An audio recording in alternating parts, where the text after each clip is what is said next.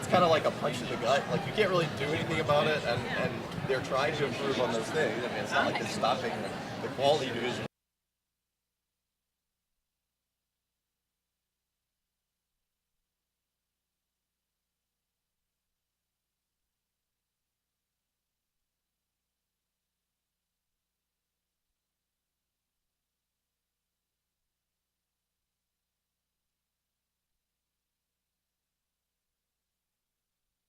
Good morning. I mean, so all these things that line up, it's like they correlate with the number of unit beds you have. So I rely so much on technology. I assumed it would be there first. I mean, and I don't know that there's a better way for 3M to normalize it. That's awesome. You get hit for your size. Good morning, folks. We're going to get started here on our next panel discussion. Let me introduce our moderator for the next panel discussion. It's Maureen Milligan. Maureen is the president and CEO of Teaching Hospitals of Texas, an association representing 17 public and nonprofit hospital and health systems in Texas. An association of hospitals and healthcare systems committed to providing essential healthcare services to Texas. Before joining THOT in January 2013, Maureen worked with the quality team at HHSC as the director of the Texas Institute of Healthcare Quality and Efficiency. Related to the 1115 waiver, as Deputy Medicaid Director, Maureen led HHSC's team in the successful 12-month development and CMS negotiation of the original 1115 Healthcare Transformation and Quality Improvement Program waiver, resulting in accessing $39 billion in Medicaid waiver funding over 5 years. She has served in various roles in her nearly 20 years with the Commission, including Deputy Chief of Staff at HHSC, Deputy Medicaid Director and Medicaid CHIP, and Medicaid Manager of Health Plan Operations responsible for over $3 billion in Medicaid and CHIP managed care contracts. Her work experience has focused on state and federal health care reform, state health care policy for Medicaid and indigent care, and Medicaid operational and contract management. And she was my former boss. So thank you, Maureen. Thanks, Matt. Thank you, Matt, and thanks y'all for being here. We've already heard, I guess this was from Therese, that you guys are the brains and guts of Texas, which is quite a visual, but welcome to the brains and guts of Texas all around us. So what you'll hear, and our DOS talked about this, are the early data from individual projects that represent work done in rural and urban areas of Texas, from the Panhandle to the Valley, and from Dallas to Odessa on this stage here. As Executive Commissioner Smith noted, Texas is a huge state, something that many of our visitors maybe don't quite comprehend if they're not from Texas. So how big is Texas, you might ask? How many Massachusettses could you fit into Texas? 25. Okay, how many Rhode Islands could you fit into Texas? More. 221, good. So that's almost like if you look at our 254 counties in Texas, we could have more like Rhode Islands in Texas than we have counties. If we had 221 Rhode Islands and they each had 2 senators, we'd have 446 U.S. senators from Texas. So we're very big. In terms of population, if you combine the populations of the smallest 18 states in the whole country, you'd still have more people in Texas than you would in the total population of 18 states. If you took the populations of all 50 states and you grouped them into states with the same population that we have in Texas, guess how many United States we'd have? 13. So Texas is huge. As you guys who work on the waiver, you know we've got more RHPs, sections in Texas, 20, than we would have if we put all the states into Texas-sized states in Texas. So it's a huge state. And it's big, it's growing, it's diverse. And when it comes to disrupt, like most things in Texas, one size won't fit all. So we look forward to continuing the innovation that you created in your local communities to reflect what's unique about healthcare in your communities and the needs and the socioeconomics and the diversity that you reflect and understand and bring to the projects that you're developing. So going back to Brains and Guts, which probably should be a movie, or us, you guys can do a waiver movie on that one. But as you know from your work, and when it comes to healthcare, we all are scrappy, sophisticated, smart, and innovative. So we'll get a glimpse of some of that diversity here and see what community innovation can achieve in this snapshot of projects. So they're going to span from the development, the projects that are coming up now are going to span from the development of nationally recognized readmission analytics, as well as interventions from local collaboratives improving outcomes in diabetes, preterm birth rates, and very successful intensive outpatient substance abuse programs. These have had an impact not only on healthcare quality and healthcare costs, but in one of the programs you'll hear about here, and I'm sure you've seen this in your programs as well, actually reduced incarceration costs in local communities. So it's a broad impact within our communities and across Texas. So Ashley Sanders is here for Dr. Betsy Shankman, who was delayed, I think, with a little health issue. So, of course, we'll give her a bye on that one. Ashley is the Assistant Director of Data Management and Research at the Institute for Child Health Policy at the University of Florida. That's our external quality review organization. So she's going to start with some baseline state-level data. Just one caveat, and Ardas has already given us some data caveats, but with 1,450 projects in a little over 2 years, if you remember, those of you who were here a couple years ago, which most of you were, you'll remember we just got the Category 3 framework back from CMS a little over 2 years ago. So the statewide data is going to reflect that. So, you know, one data point is one data point. 2 data points, a little bitty line, but you're not sure yet, right? And so we're looking at 2 data points in a lot of cases, and we want the opportunity to get 3 and 4 data points to leverage the investment that we've made in Texas. So just a caveat on the data, for example, that Ashley's going to lay out. So it'll take more time to see these aggregate trends and the impacts that they'll have on the statewide data in Texas, although Ardas, when she looked at specific types of projects, you've seen some amazing results in the work that y'all have done. So you'll see here in these very brief glimpses of 4 projects that the data are showing real outcomes for improved health and savings. But our ask, I think, as we move forward is that to fully root these projects and reap the rewards and data, we need a little bit longer with DSRIP in our DSRIP growing season. Give us a little bit more time to continue with the successes that we've had and let the 1,000 blossoms bloom in our Texas transformation. So with that plea, where's the rest of CMS? Can I look at them directly? Where are they? They're not putting their hands up. They're like, no, we're not putting our hands up. All right, so with that plea, let me go ahead and introduce Ashley to start off with her presentation laying out the statewide data from Texas.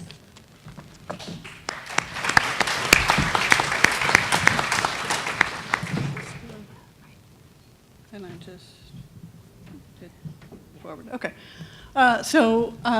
Yeah, I was shanghaied into this replacement role here today, so you'll have to bear with me a little bit. And I'm going to take advantage of it for just a minute and tell you a story so that you can go home getting something that you certainly would never have gotten from Dr. Shankman and probably won't hear at all during the rest of the time here. But it's by way of saying a little bit more about what I do, which is dig into data, wade deep in it every day. That's what we do, and I love it. My background is actually in agriculture. So I worked for the U.S. Department of Agriculture for quite a while in D.C. in a dairy lab, but it was quantitative. I never saw a cow the whole time I was there. So just by way of this short story, USDA actually started collecting data on dairy cows in 1896. They've been collecting records on cows across the United States for well over 100 years. And they started the Dairy Improvement Program in the early 1900s. I think the first lab was funded in 1908. They got a computer.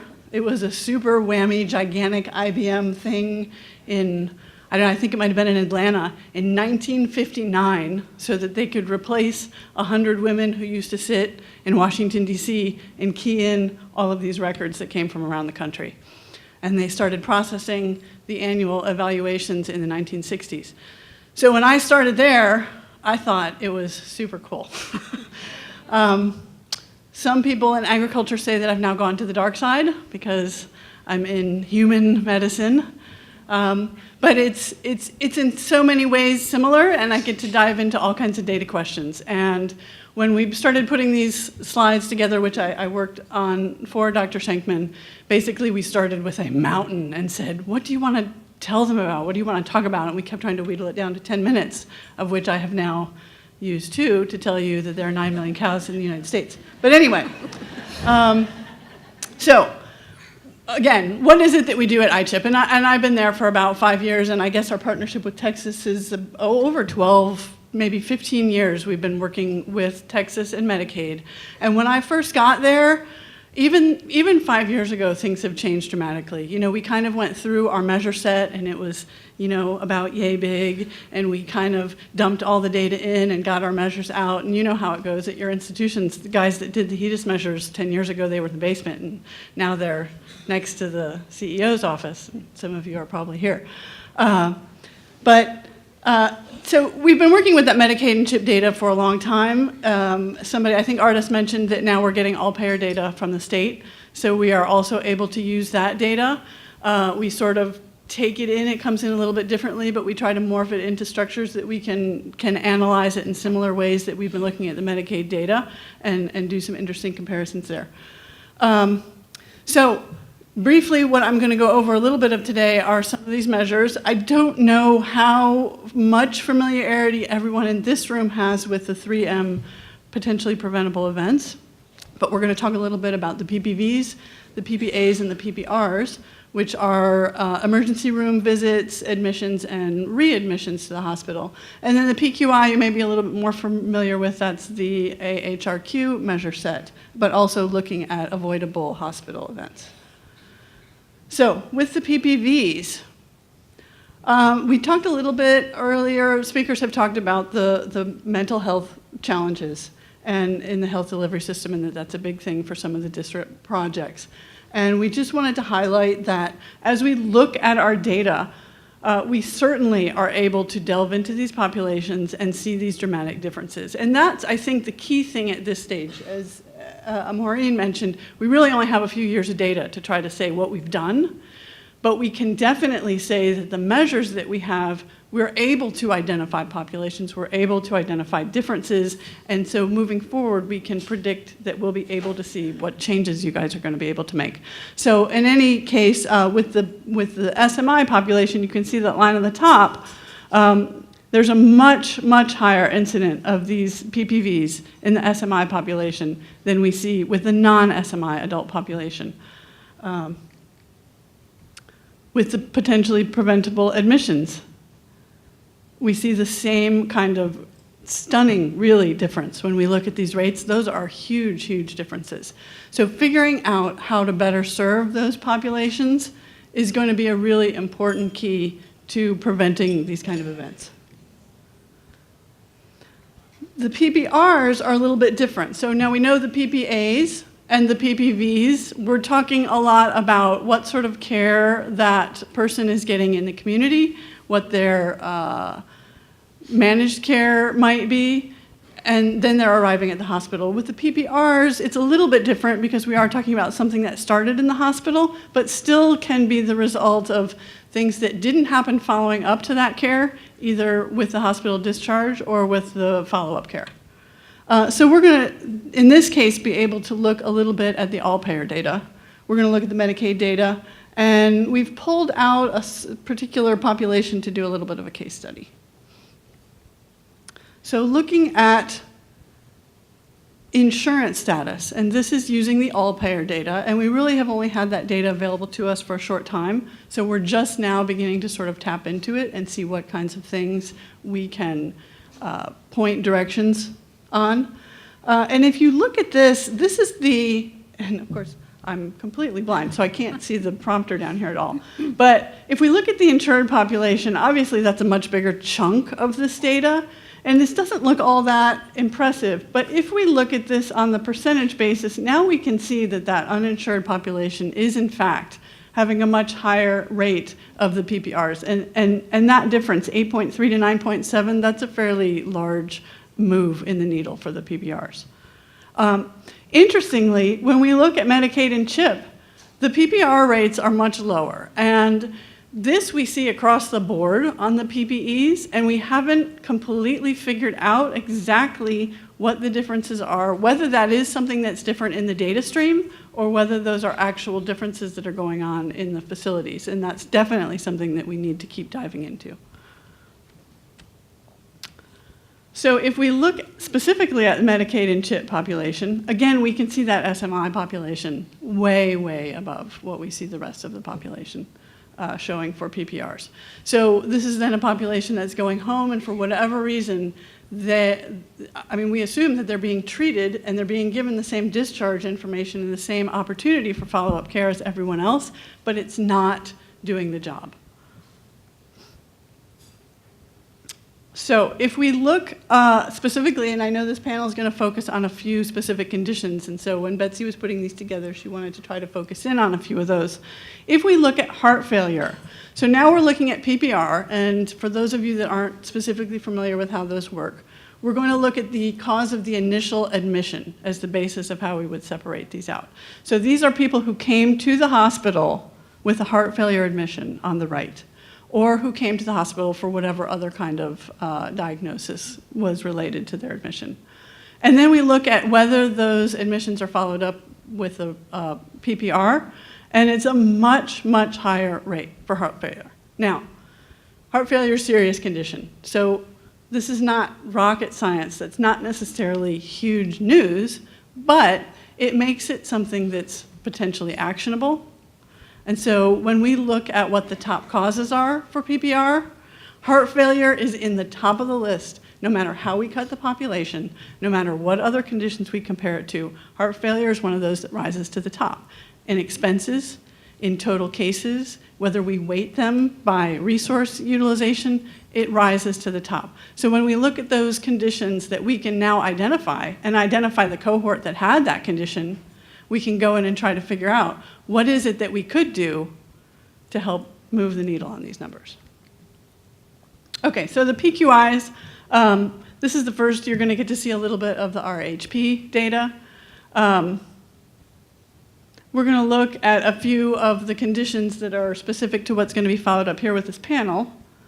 And so if we look at the all-payer data for the heart failure PQI, this is what the distribution looks like across the RHPs. Now, I actually can't for the life of me remember which one is which, so they're all mixed up. Those aren't in order. You will be getting your own regional data later, I'm assured, or someone will be distributing that as follow-up.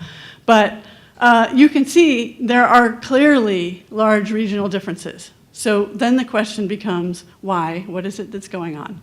And if we look at whether things are moving over time, again, we only have 2 years of data. So we see some regions that seem to bump up a little, bump down a little. Are there explanations for those? Those are the conversations that you guys are going to be continuing to have over the next 2 days. And if we look again at hypertension, we see again, there are big regional differences. The overall trend, there isn't much going on year to year there. If we only looked at the whole state, we wouldn't necessarily see what's going on. So we definitely want to be able to look at these regions. We look at this at iChip by the service areas for managed care. We look at these by the managed care providers. So we wind up slicing and dicing this data a bunch of different ways. And when you had your overlaid map and said, what is this map? I knew what that was right away, because we look at that overlaid map and try to figure out where these overlays are that can explain these differences. So if we move to Medicaid, you'll notice maybe that the scale is a little bit different here. So just so that everybody's clear, for the all-payer data, those are done just the way AHRQ does them. That is with the population denominator. When we run these for the Medicaid population, we create a member month-based denominator so that we can better capture what the at-risk pool was for these measures. Obviously, the population wouldn't be a correct denominator. So that's why the scale looks different. But again, we're looking at the SMI population here. And you can see that it's quite a bit higher, but actually, and I don't think Betsy included these, they may be in some supplemental slides. What's interesting to me about the PQIs is that for heart failure, we see this kind of, it's up and it's down. There's really, if you're a statistician, you're looking at that slide going, what story is she going to tell here? Because it's not telling a great story. But if we look at diabetes, the difference is much more noticeable. And to me, that's saying heart failure is something that obviously there are care-related differences, but for diabetes, which requires daily management of your disease and daily monitoring of your disease, maybe those are much more challenging for that SMI population. And that's somewhere where interventions can be targeted to move the needle for that population. All right, And I think we're actually going to move straight on right, that's and right. save the questions for the very end of the panel. So if you wrote them down, we'll all still be here at the end. Yeah. Thank you. Thank you, Ashley. I'm going to invite Dr. Holt Oliver to come up. He's he's with the Institute. I'm sorry. He's with the Clinical Informatics area. He's the vice president at the Parkland Center for Clinical Innovation, PCCI. So go ahead and. Did I get that right? Yeah, I did. All right. So thank you. Yeah, so I felt the need to go back and then retrace Parkland's history since we were challenged by the Department of Agriculture. So Parkland has been seeing patients, not cows, since 1894. So we're on par. And I slipped through. So, and our flagship hospital has moved from the original hospital, which is now a monument to Trammell Crow Industries, to the historic one where John F. Kennedy was treated in the emergency room, to our wonderful new facility across the street. But I think the institution has tried to maintain its commitment to serving the underserved populations of Dallas for that over a century period. And the story that I came to tell today to contribute to these other panelists was talking about how Parkland tried to use its RHP9 district projects and tried to have a constellation of projects focused on a common goal. I think that was part of their success, was in planning efforts that are synergistic and hitting at different parts of a complicated set of drivers that lead to readmissions, which we had a lovely sort of segue into in terms of seeing that that's a national project. I think everyone in this room is looking at the population of Texas knows that healthcare outcomes is not solely a function of healthcare, the service organizations in like kind of a framework put forward by Sharika and Govey and Grant, that there's beyond the health services network where you have service providers and inpatient and outpatient services, that there's a large number of patient-specific factors that go into that.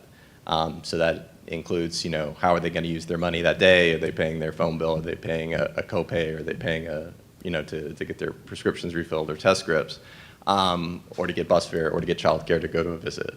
So patients, and especially the low-income uninsured bracket, are facing a sort of a much more complicated calculus for them to go to the doctor than people for whom those sort of small barriers and incremental drags that are part of the healthcare payer industry, that the proportion of those fees are not a big friction on them going and getting healthcare services. So to overcome that, I think Parkland has a long tried to put together networks that help different parts of that. And so we specifically focus on the sort of transit of people through the healthcare system. So Parkland has one of the busiest emergency rooms in Dallas. We have a lot of flux through there that has to go somewhere, either people that are going home, safe to discharge home, going into observation versus going into a very busy inpatient unit. And so the mix of the projects we did sort of hit at different aspects of that to try to help patients that are weighing their complicated personal needs and help them get through the system as best they can. So that includes teams of good facilities, teams of great doctors that are committed, members of the THOT organization with UT Southwestern providing a lot of physician services, especially in the specialty care aspect, as well as hospitalists that are employed by the hospital itself. We've looked at trying to do appropriate and screening criteria in the emergency room. It's kind of one of our first aspects to make sure people that are coming in the hospital can't be better served in a different level of service. We've had a variety of projects trying to improve outpatient access, so there are other places for them to go other than to the inpatient unit, which is a historic kind of challenge for safety net hospitals about do they trust that someone can get what should be an outpatient follow-up exam in an outpatient setting. So the bird in hand to try to get all the diagnostic workup done, even if it could be done as outpatient, is a challenging thing, especially for emergency physicians to trust that that will happen. Navigation assistance to try to make sure patients understand their discharge plan, understand where to go, how to navigate a complicated, occasionally taxing system to make appointment changes. Dealing with complicated medical regimens, so patients on heart failures may be on 4 medicines just for their heart failure, much less any other comorbidities that they're on. And any changes, so that that's an example of a condition where there's a lot of micromanagement and changes from after an inpatient visit, a lot of medicines may be dialed down and then dialed back up weeks later, as well as the impacts of dietary intake on their disease condition. So I'd like to trumpet for the purpose of this that Parkland's been successful in going from our baseline year when the Category 3s were set up and making year-on-year improvements in our readmission rates based on the sort of NQF metric for all-cause readmission within 30 days. So I think that's been driven in part by the incentives put on us by Medicaid, in part by the efforts put forward in these district projects, as well as by external factors. So I think we should acknowledge that there are secular changes and secular pressure, or secular trends that are also driving these changes over time. That in no small account, we have the implementation of the national healthcare policy, that happened to happen in the middle of this. We have drivers that affect Medicare distribution of inpatients with the implementation of the 2-midnight rule. Oh, and we also had ICD-10 coding changeover. So there are a few things that may muddy the data, but we'll still claim success. So we've succeeded in getting our rates down, and saw in general changes across the targeted payer mixes that were in this. So we have seen reductions not just in our older population in the sort of the Medicare columns, the first. But also in Medicaid, whereas some of our other populations have had maybe more challenging. So in our charity population, which maybe is not a candidate for AHA-type solutions, Medicaid expansion, or other payer sources, they've seen less of a reduction during this period. And again, that's a whopping 2 data points from our baseline year, as Maureen pointed out. But we still think that there's room to continue to work on solutions for all those payer groups. So just to run through some of those projects really quick, again, our VP of Case Management, Marilyn Cowleys, has put a lot of effort into case management, beginning in the emergency room, and partner with our physician advisor, Ron Razor, making sure there's appropriate level of care screening with the middlemen or switching to interqual criteria, but making sure people do meet that and the case management screening happens before admission to prevent emergency room that would be subsequently subject to denial of care or provider liable status, as well as making sure people have opportunities. So that includes additional social work screening activities for people with prior hospitalization. Again, taking a second look at those people that are coming back in and making sure that they're making use of their outpatient resources. Focused drug and alcohol counseling, as well as coordination with the homeless care networks, as was highlighted during the earlier session. And I think we've seen as a result of that concrete changes in things. Some of them maybe not as much to the financial benefit to our institution, but hopefully to patient care. So we've seen reduction in one-day stays in Medicare patients, for example, reduction in our inpatient to observation ratios, and reduced denials from Medicaid payers. So those all reflect, I think, those efforts. My institution, the PCCI, Parkland Center for Clinical Innovations, has worked on implementing risk scores to identify patients at higher risk of coming back using multivariate modeling. To identify patients, and again, the simple example of that is, well, let's just take every heart failure patient because they have a 4-fold higher readmission rate. That's a simple version of a risk score, right? So if you put on many more diseases as well as lab conditions and other things, you can get a little bit better estimate of what people are coming back. And again, any effort focused on the high end of people whose readmission rate is getting higher, on average will pay off better. So that's kind of our bet. That's what my institution has sort of focused on in our academic efforts, and as well tried to provide those for other hospitals as well. And we get that risk score back into the medical record so that then that can trigger, in some cases, care plans that involve mid-level, so that aren't doctor-triggered efforts to consult a pharmacist, but you just have a blanket order.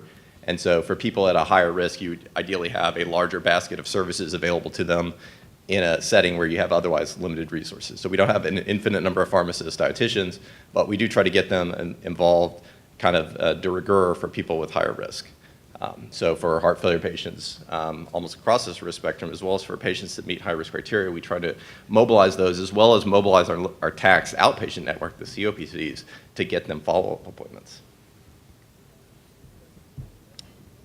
We've also used one of our capacity planning projects at the district to expand follow-up capacity. And so we did this kind of in the network of extending after-hours programs or actually adding clinic providers and clinic space to have dedicated appointment slots for people after discharge so that there is a place that can see them, because otherwise their PCP schedules are typically full with a long waiting period to get in to see their PCPs even, with overbooking.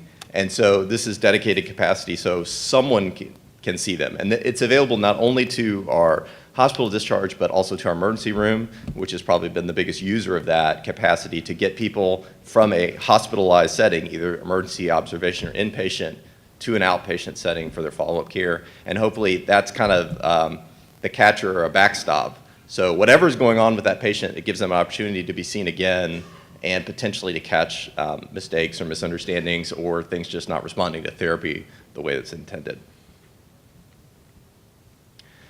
And then we've had a variety of focus of efforts, especially in the IT setting, to develop chronic disease registries and targeted approaches for specific high utilization subsets. So that includes chronic disease management for diabetes. That was a big institutional focus on expanding our outcomes, not only for the readmissions, but also for outpatient markers like A1C adherence and monitoring. We've had focus on patients that have complex antibiotic needs. Some of those are diabetics that have chronic foot infections, as well as some are HIV patients, and have set up a kind of innovative outpatient antibiotic therapy for patients that may not otherwise have home health care services available to them. And that has had an impact in recent publication by a UT Southwestern researcher based at Parkland, as well as to try to improve the lipid therapy and glycemic control for our diabetes patients, as well as lab checks for hypertension, chronic kidney disease, and chronic heart failure patients. We have an HIV registry with a large HIV population managed by our Amelia-Court Infectious Disease Clinic, and targeted them to a HIV consult service in the inpatient setting to improve their, as well as where appropriate, transitioning and involvement of our palliative care service for high-risk populations that are in the cancer population. And we've tried to use some innovative things with point scoring also to identify patients beyond kind of any one need, but that have more complex medical regimens on admission, and targeting them for pharmacist or pharm tech med reconciliation at the time of admission. Again, to identify people with complicated meds which require therapeutic drug monitoring like anti-epileptics or complicated medicines with a lot of drug interactions such as HIV heart therapy. So again, I think trying to hit this problem from a lot of different sides, I think that's part of what I think our not secret sauce is, but it's a lot of concerted effort to approach a complicated problem. And we look forward to hearing too and discussion about how other people are tackling these challenging issues. Thank you. Thanks. Thanks, Holt.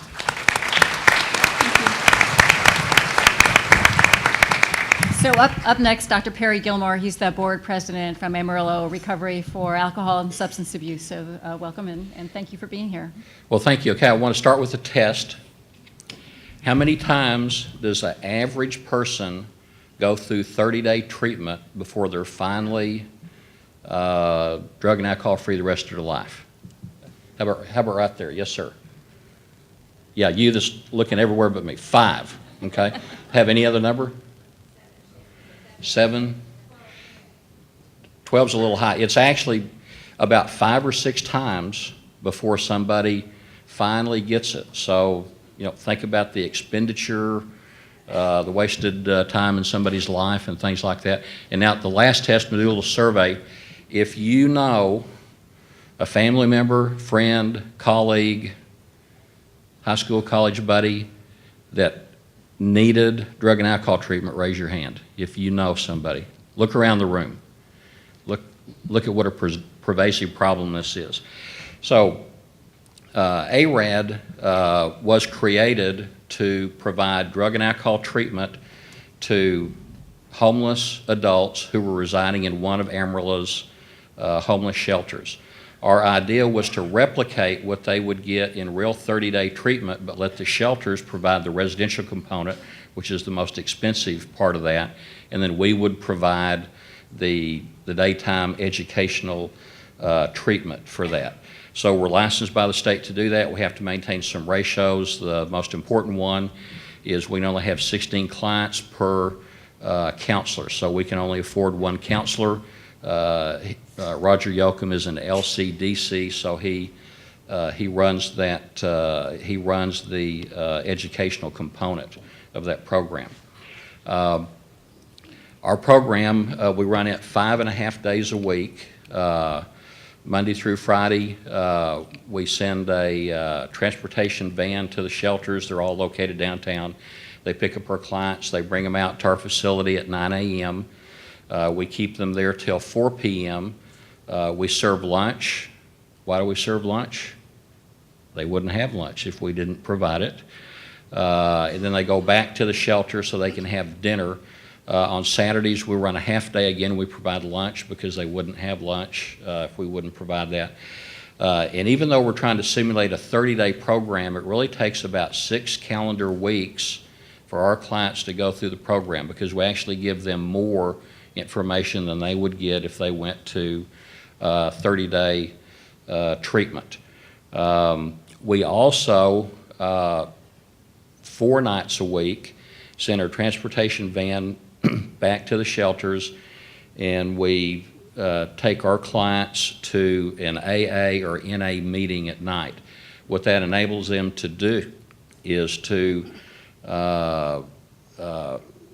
acquire a sponsor for their continued sobriety, and now they, that's kind of their aftercare after they get out of our program.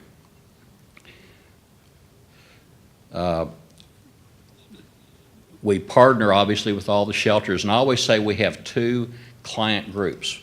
The first client group is obviously the individuals in the program. That's our primary concern. But a second client group is comprised of all the shelters. Most of these shelters have a long-term recovery program. One of them, Downtown Women's Center, has a 2-year program. Faith City Ministries has a 1-year program. And so we are better enabling their clients through our program to take advantage of the opportunities they have in those long-term shelters. And it's interesting, the shelters will tell us that they can tell who's been through our ARAD program because they do better. Parenthetically, some of the people in our program are on probation through a drug court in Amarillo. And that Judge Board, says he can pick his probationers that have been through ARAD because they are more successful in completing their probation. So he's obviously a big supporter of ARAD. We also partner with Texas Panhandle Centers. They're a not-for-profit, state-funded provider of behavioral health services. They assign a counselor to us full-time, and so that counselor addresses any mental health, behavioral health issues that the clients have. Family Support Services, another not-for-profit agency, also contributes a counselor on a part-time basis for the same purpose. And really one of the benefits to the community of this program was gathering together all the diverse programs and professionals that were in drug treatment. We have semi-monthly meetings where we exchange information, we learn about others' programs, and that's been real helpful, where one group said, well, gosh, I didn't know you would do this for our clients. So they're taking advantage of those opportunities. Our original funding, ARAD is a 501c3 not-for-profit organization. We sought funding from local philanthropic foundations. The Mary E. Bivens Foundation was really the first one to make a pledge to us. That was followed shortly by the United Way of Amarillo and Canyon that gave us a startup grant and then some annual funding. Now, the Brumley Foundation and Amarillo, the Downtown Women's Center, all contributed funding to get us started. And then, kind of a funny story, my good friend Dr. Matt Richardson, who then was the Director of Public Health in Amarillo, wrote a grant under the 1115 waiver for several $1 million for his public health program, and threw in a little money for ARAD. None of his funding for his medical program was approved, but we got approved. So that's really been a benefit to us, because now that's enabled us to concentrate on fundraising for again, it'll be a not-for-profit, but a fee-based, real 30-day residential treatment program for people who can afford to pay for that. That's how we will self-fund this program for the homeless whenever this funding runs out. So that's our sustainability plan. I'll talk briefly about our outcomes. Through December, we had treated 358 clients in the program. I think next month we'll probably get our 500th individual through our program, but we're looking at 358 clients. We measure success by graduation, and if you think about this population, homeless individuals, a lot of them have some behavioral health issues, chronic unemployment. We graduate about 66%. So by all measures, that's a pretty outstanding graduation rate. And it's interesting, we've looked at why do people not graduate.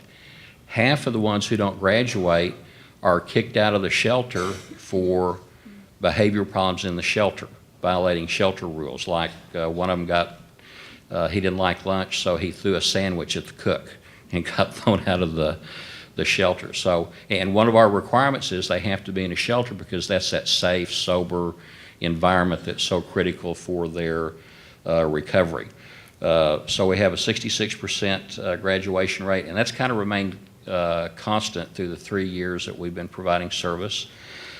Males graduated about 45%, females 55%.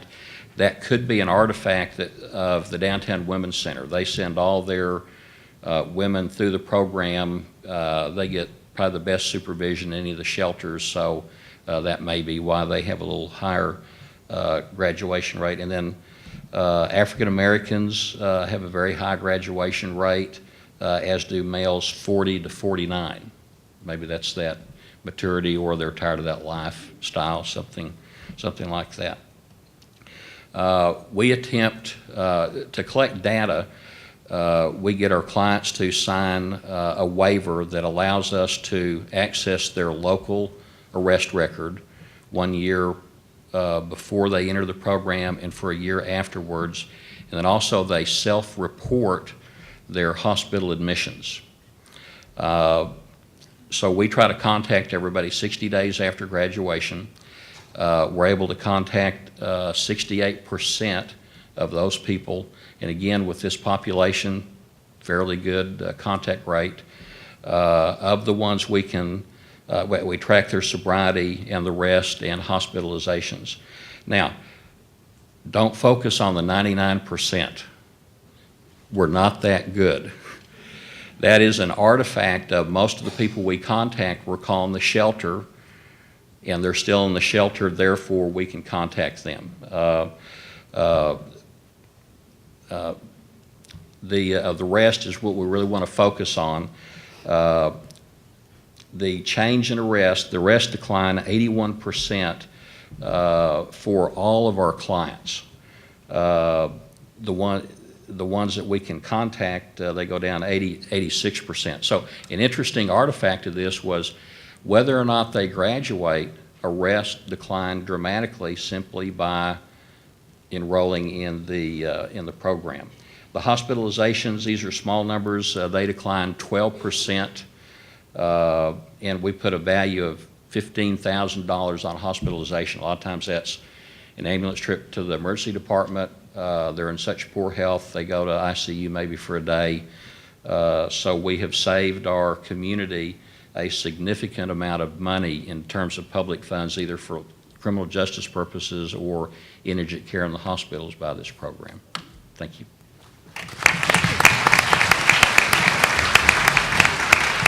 Thanks, Dr. Gilmore. So next we have Lance Ames. He's the Assistant Administrator for the South Texas Health System. So, right? Righto. That's right. All right. Thank you very good. much. Thank you. It's a pleasure to be with everyone this afternoon or this morning still. As we looked at the earlier presentations, there are a lot of projects around the state of Texas focusing on diabetes. So if I were to ask everyone to raise their hand who's a health system or health provider in any way who is focusing on diabetes management in any way, who's out there?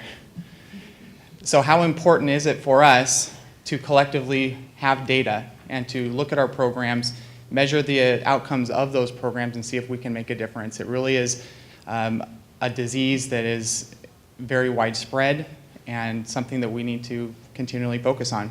So I'm going to share our story at South Texas Health System. We are partnering with a group of clinics called Nuestra Clínica del Valle, and they are 11 clinics. It's an FQHC that serves over 20,000 patients in the Rio Grande Valley. We are located on the very lower border of Texas, and for the patients that are seen in Nuestra Clínica, 88% are Hispanic, 81% are uninsured or in the MLIU category. And for all of those patients, they have 8 physicians, 13 mid-levels, 3 dentists, a psychiatrist, and 6 pharmacists. And if you think about that, those physicians and those providers are spread pretty thin. And so that's a lot of patients to help manage and get through their process. As an overview of our health system, the one that I work with, South Texas, we have 4 hospitals in the McAllen area. Our flagship major trauma center is McAllen Medical Center, 441 beds.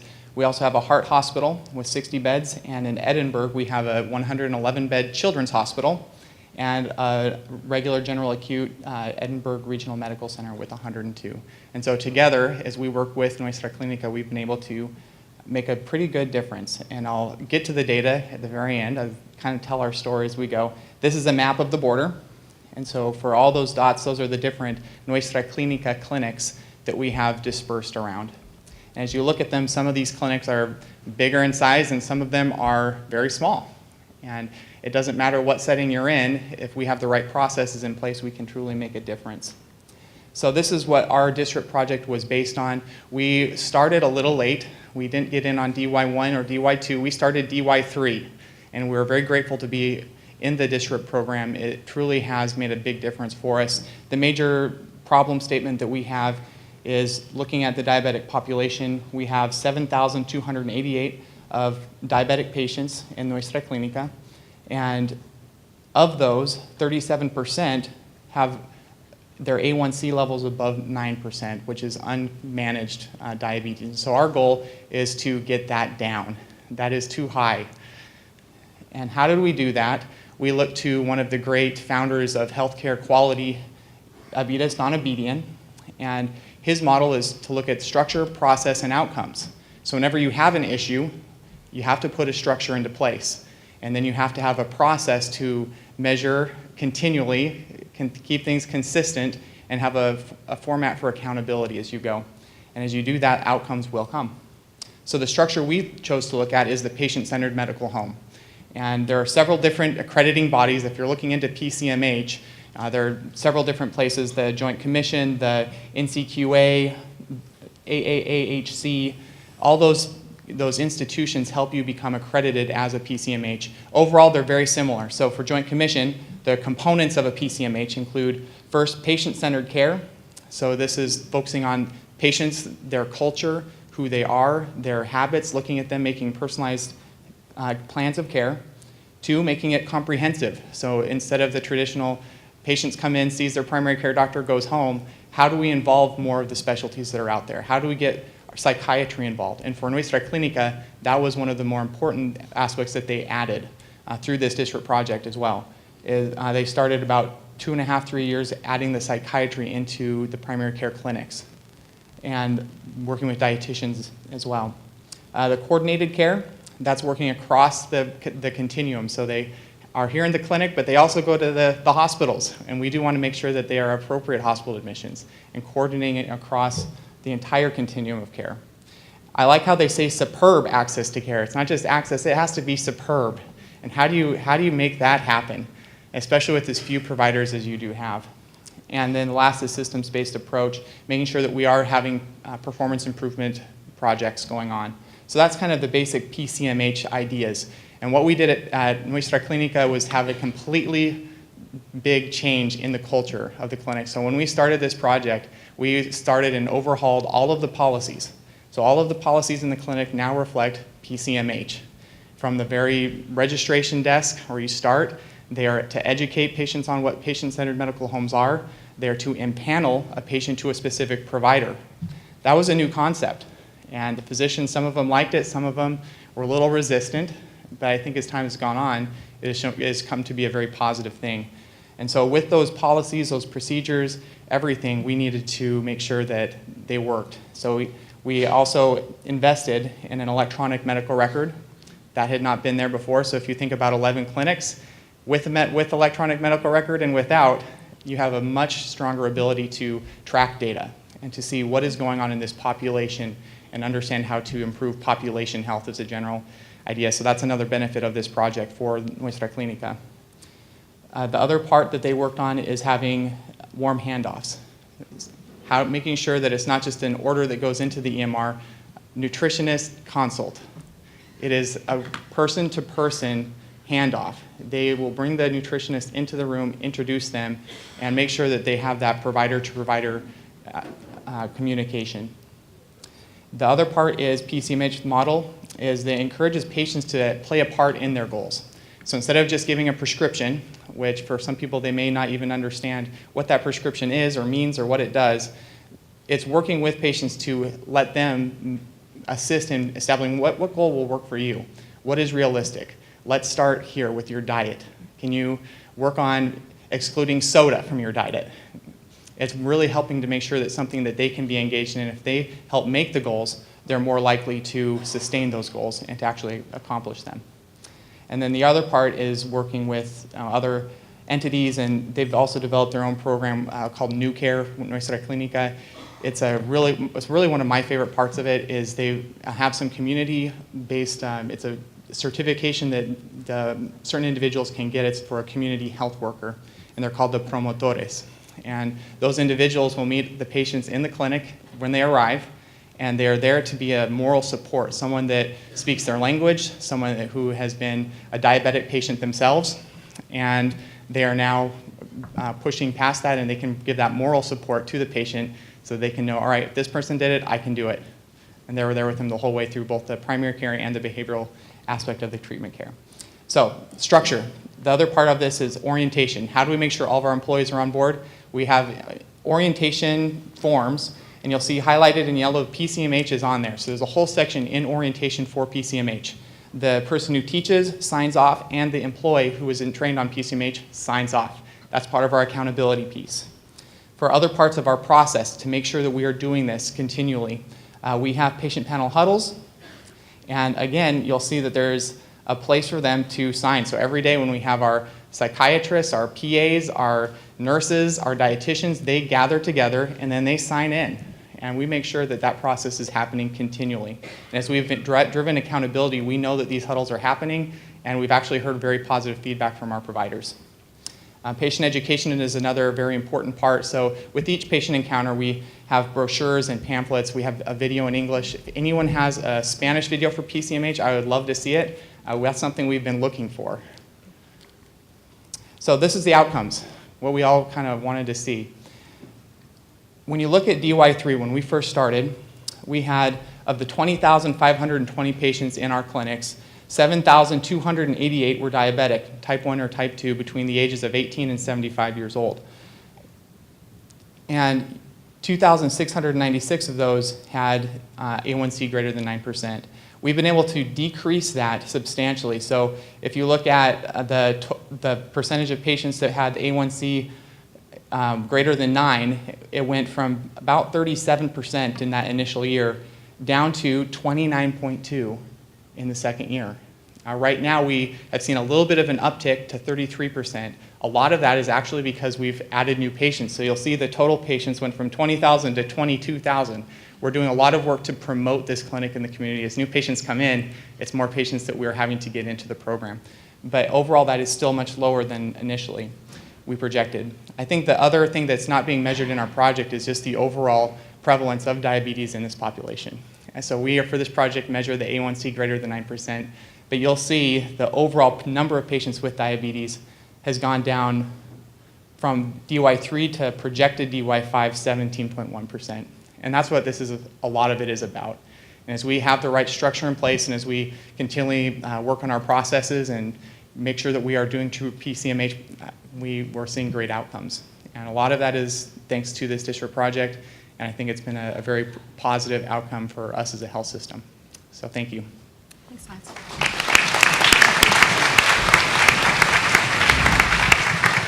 Thank you, Lance. Next up, we have Deborah Chester. She is the district coordinator from Odessa Regional Medical Center, and she's also going to talk about preterm birth rates and the impacts that has on diabetes. So welcome, Deborah. Thank you. So listening to everybody's presentations, it's interesting how all of our projects are so different, and yet some of the components that we're utilizing are so similar.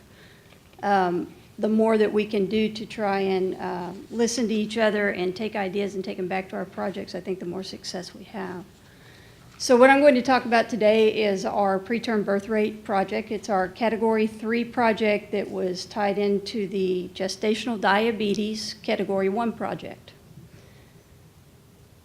So the definition of gestational diabetes by the World Health Organization basically is a carbohydrate intolerance that's resulting in hyperglycemia of variable severity with the onset or the first recognition during pregnancy. So that's the specific group we were working with.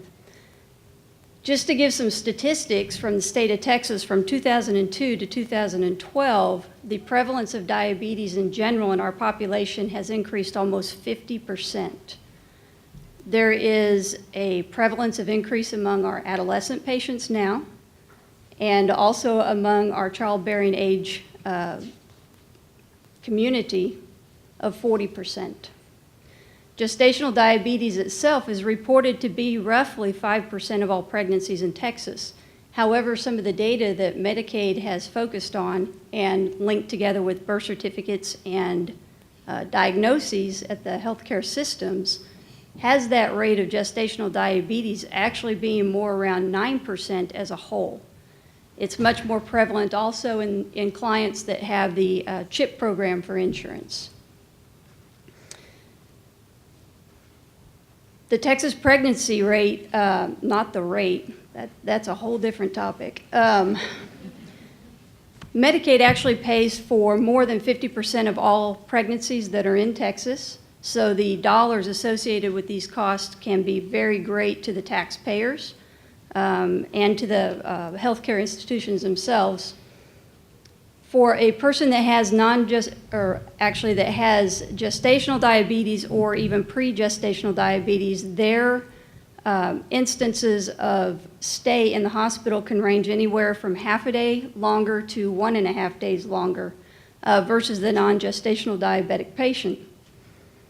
The infants born to gestational or pre-gestational diabetes patients are actually admitted to NICU 12.5% greater rate than non-gestational diabetic patients. And if you look at the external excess cost of this particular disease to the healthcare system, it shows that Medicaid had $17.5 million in excess cost for the gestational diabetic and $38 million in excess cost to the pre-gestational diabetic patient, which is huge in our area. So risks that are to the infant born to a gestational diabetic mother, it is macrosomia, respiratory distress, neonatal hypoglycemia, hemorrhaging shoulders. I'm never sure how to say that word, dystocia, I believe. So anyway, there are several risks to the infant that is born with to a gestational diabetic mother, including an increased risk of diabetes and obesity themselves later in life. The increased risk to a gestational diabetes patient are preterm deliveries, which is defined before 37 weeks of gestation, delivery by C-section, which also leads to an increased risk in infection, hypertension and/or preeclampsia, retaining their type 2 diabetes in 5 to 10% of the time after delivery, and an increased risk of developing type 2 diabetes later in life within the 20 years post-delivery. The developing metabolic syndrome and developing cardiovascular disease is also an increased risk. So our data basically is we were measuring the rate of preterm births in our gestational diabetic program, and we started with a 13.04% baseline in DY3, and we're able to lower that to 11.85% in DY4. Our MLIU population is a little over 50% in both years. So the people that are involved in this program are the Regional Perinatal Center in our area. They specialize in high-risk pregnancies. They have 2 locations for our patients to access. They have board-certified OBGYNs that are also specialists in the maternal fetal medicine program. They have state-of-the-art equipment and methods that were brought to our area that were previously not available outside the DFW or Houston areas. And then, of course, they collaborate with OBGYNs in the area, and that includes, when I say area, that's up to 22 counties in our particular region. The Community Health Center at Odessa Regional Medical Center is the next player in the program. They are the ones that actually administer the gestational diabetes self-management education program. They're focused on educating the patient and facilitating behavior modification for the mother's health and the infant's health. They have a certified diabetes educator in place, registered nurses, and registered dietitian. The community center also offers things to the community as a whole, not just the gestational diabetic patient, to try and identify those people that may have diabetes that aren't aware of it, and to also identify those pregnant patients that are not seeking prenatal care and may be at risk of having the GDM and not know it as well. So the third player in the whole process is Odessa Regional Medical Center itself. They are a 225-bed hospital in West Texas, and they are the regional leader in maternity care. We have a level 3 NICU with 49 beds available. The antepartum unit is supported by those specialists from the Regional Perinatal Center. Board-certified neonatologists and neonatal nurse practitioners are on staff 24 hours a day, 7 days a week. We have the maternal neonatal transport team. There is a NICU telemed collaborative in place with the Dallas Children's Medical Center, as well as we're quite proud of the Odessa American Reader's Choice Awards that we received for Best Hospital and Best Employer in 2016. Go RMC. So the purpose of our program, like I keep referring back to, is to identify those patients that have the gestational diabetes and the pre-gestational diabetes and actually regular diabetes so that we can affect change in those clients perhaps pre-pregnancy or during pregnancy or after pregnancy.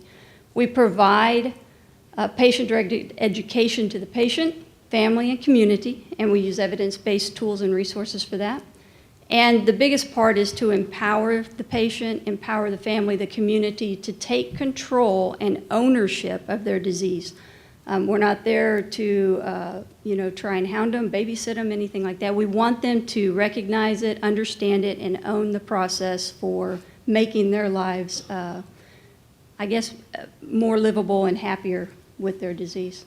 This is just a really cool poster we have, so I wanted to include it because it looked neat. It gives some ideas about our gestational diabetes program as a whole. We take this to events with us and put it up so that people can see sort of the process of the diabetes program and some of the tools that we use. So to define our process a little bit more in depth, identifying is a key point. So the pregnant women are screened for gestational diabetes typically between 24 weeks and 30 weeks of gestation. They use the GTT test, the A1Cs. They utilize medical history, obstetrical history, and family history to come with the diagnosis or to screen them for it. Frequent diabetes screenings in the community, as I referred to previously, and health fairs try to catch those people before pregnancy to make a difference as well. We have our diabetes education folks. They go to the childbirth classes to also provide screening there along with more gestational education on diabetes. And then screenings include an assessment on BMI and blood pressure with follow-up education for abnormal results. BMI is directly linked to the increase in gestational diabetes over these last 10 years in this report. So the process is to provide patient-directed education, as I spoke about, to encourage ownership through participation. We use evidence-based material from the American Association of Diabetes Educators, Texas Diabetes Council, ACOG, and more. Varied delivery system, it's important to give the information to the client in a manner that they understand it best, and not everybody learns the same. So we use printed material, videos, tracker sheets for them to track information on, apps in their iPhones, and more. Individualized hands-on glucometer and insulin training is also provided to the patient when they're identified and referred to us, as well as complementary education classes and registered dietitian classes. The empowerment process, it's community action through knowledge for the patient, the family, and other members of the community. Self-care behaviors, according to the American Association of Diabetes Educators, with those 7 points there. I think we're probably familiar with those. Key elements, the biggest element that for our program and the others that I've heard is the collaboration and communication between multiple disciplines, multiple people, and making sure we're just all talking together and updating and making sure the patient is being taken care of. The self-management program allows an appointment with the gestational diabetes educator within 1 day of referral, so we get them in quickly so that we can begin to make a difference. And removing the barriers to the services. Many of our education services are complementary, including the registered dietitian meeting. ORMC, specializing in the high-risk labor and delivery system in our area, is also a key element in our program, as well as the prevention and screening. And that's all I've got. Thank you.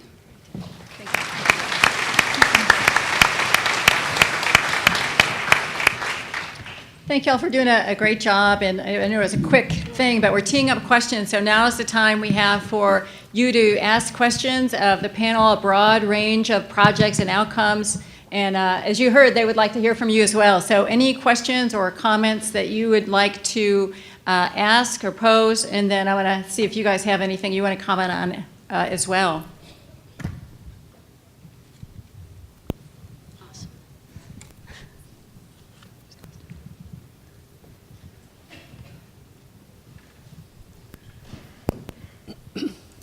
Hi.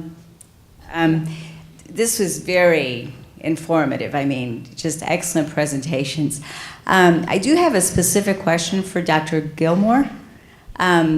You talk about, let me see, let me put my glasses on. Arrest value, $5,000. As we look at sort of the return on investment, I think that's important because we're saving, you know, not only money in terms of keeping people out of the hospital, but also keeping them out of the jails. Can you talk a little bit more about that and sort of the basis for that value? Sure, I can. I consulted with our local prosecutors.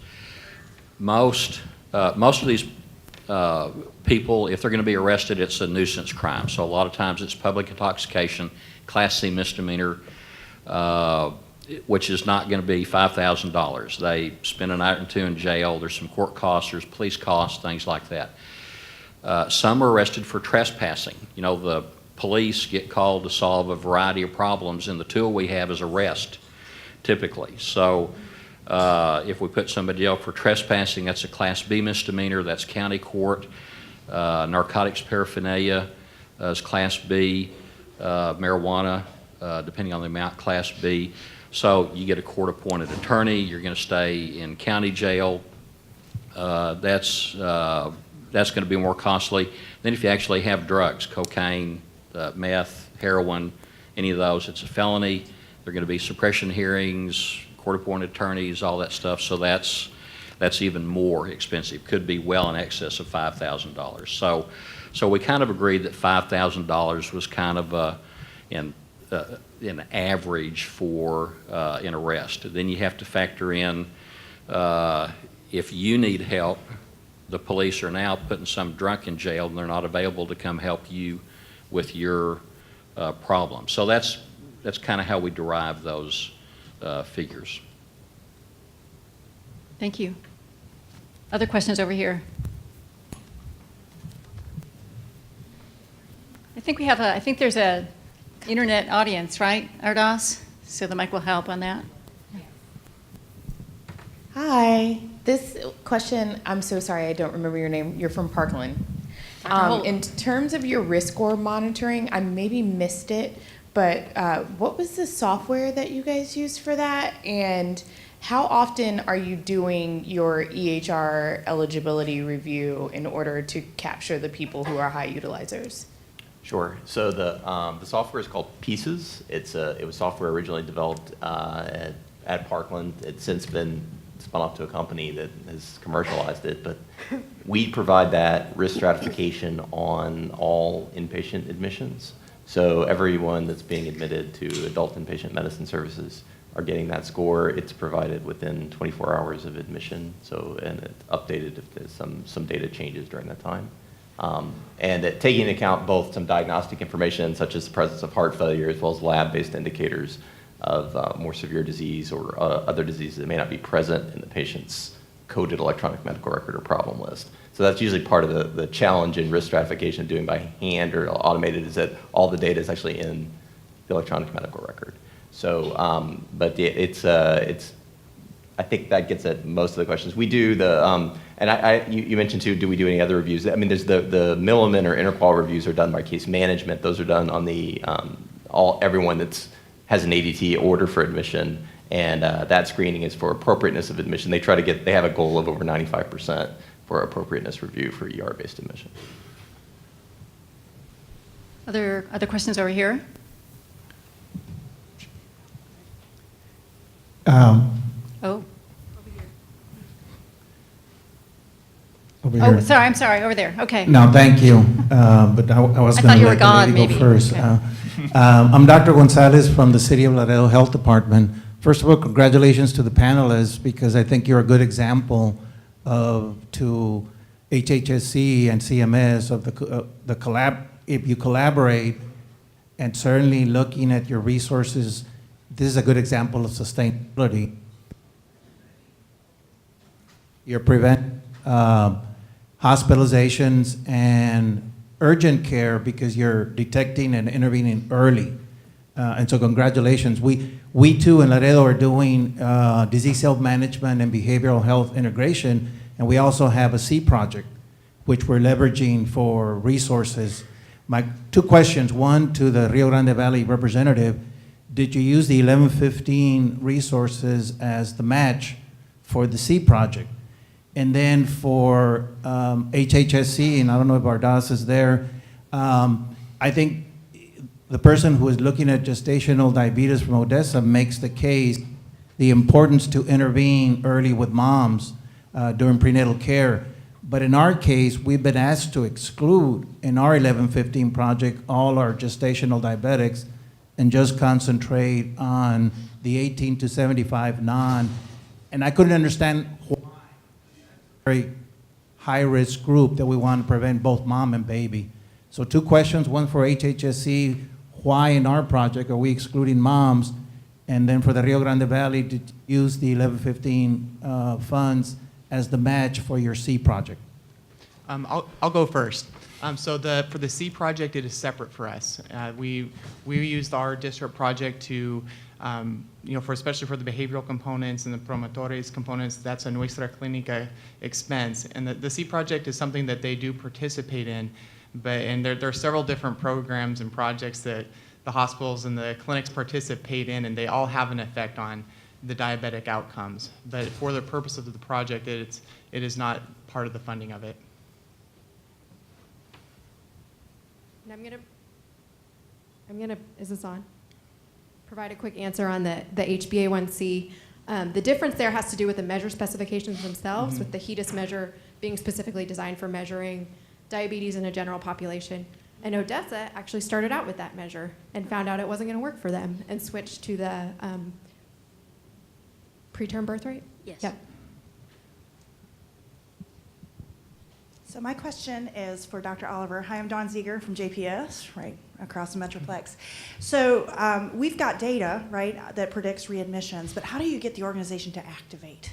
Because it's not a single department, it's not a single intervention, it's an organization-wide. So I'm curious to see how you guys really achieve those results across the organization. Sure.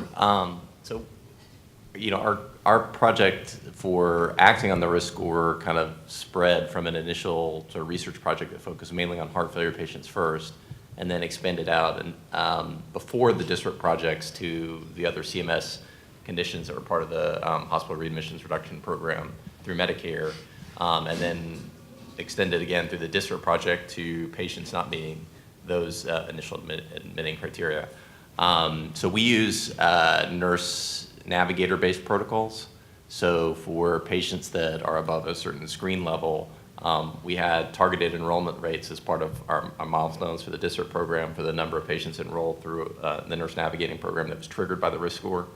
And they are authorized within a certain scope of practice overseen to initiate things like the pharmacy review or getting patients access to the follow-up clinic, independent of what their physician team is ordering for treatment team in the hospital or their focus discharge planning for specialty care.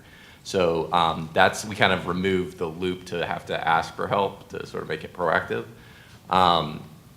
The other things mentioned were all different projects, but around the same thing, that getting some of the information out also helps trigger the information. So I don't know that many other physicians or care managers are using the risk score per se, but we have used, certainly we have a operational excellence team that has disseminated that score to our executive leadership to make sure divisional leaders know about the scores and identifying opportunities for improving on them. We also used ways of getting information to the ER staff to let them know when there are patients in the emergency room who've been in the hospital within the last 30 days, not to change their medical decision making, but more to trigger the case management evaluation and try to identify opportunities for outpatient placement for those. So those are ways of similarly getting information out to different groups, and some of it's ambient information like the ER grease board, as opposed to a lot of effort from IT to get sort of the Donabedian framework of everyone looking at the same metric and knowing how they're doing. But there's a lot of other projects that have gone on. I mean, we have a daily huddle looking at throughput issues in our hospital because it's such a critical, we have such a critical access bottlenecks, and I'm sure it's similar to JPS. So to the extent, I hope that helps.